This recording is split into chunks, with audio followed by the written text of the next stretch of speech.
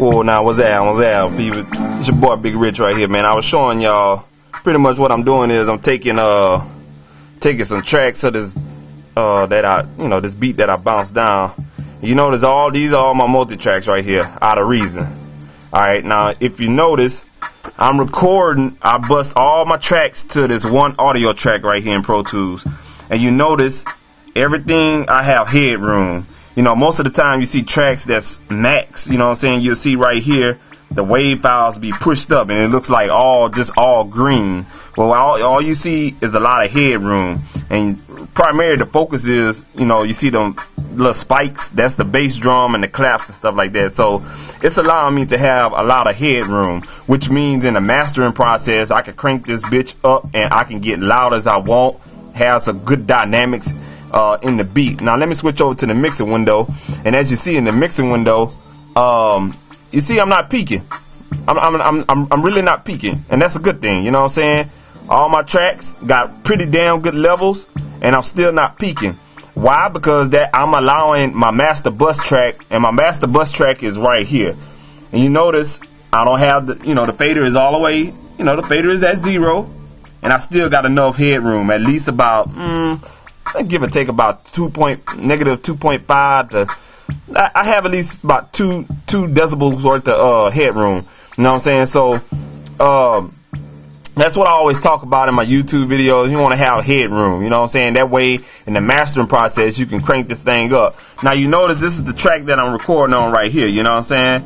So when I finish recording this track, I'm going to go and do the mastering process on that track. You know what I'm saying? I'm going to make another session, delete all these tracks, and I'm just going to have this one track right here, and I'm going to use that to master my beat on.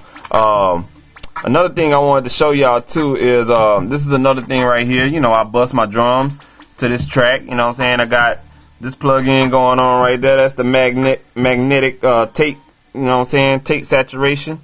You know what I'm saying? Then I came back underneath that tape saturation and, you know what I'm saying, got that bass right, you know what I'm saying, and attenuated the highs. The highs was a little bit too bright, so I backed down on the highs and, increased that bass right there. Alright. And another thing too is, and how I achieved that process, I didn't send the tracks. Most people like to send their tracks using the output channels. Believe it or not, people, take advantage of your pre and post faders. Your pre and post faders can do you wonders. It'll save you a lot of processing time. And what I did on my pre-post faders, how I got the sound right, I enabled the pre-fader button on all my send tracks right there on those 4 drum tracks. Pretty much it was 4 main drum tracks I wanted to send to get some tape saturation, which was the kick, the snare, the kick, the clap, and 2 hi-hats.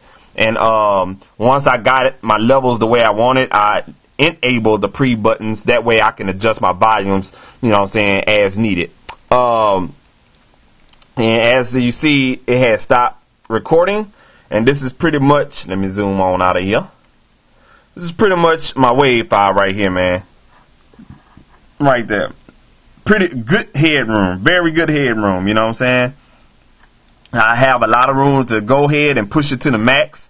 Get it that, you know what I'm saying, quote unquote loudness like everybody like. And I still have, you know what I'm saying, a lot of headroom to work with. As you zoom in, you see the transients. You know what I'm saying? The transients in the wave file, everything is smooth. It ain't maxed out. Still got a lot of headroom. You zoom back out.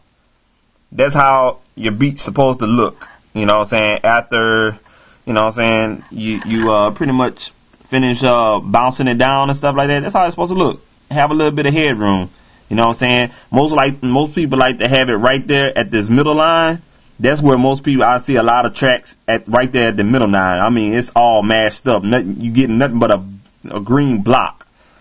You hurting yourself, bro. You hurting yourself.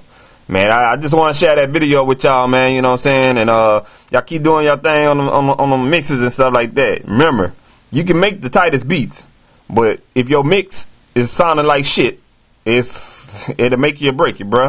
You know what I'm saying? Keep practicing your headroom, man. Headroom. Holla at your boy. Yeah.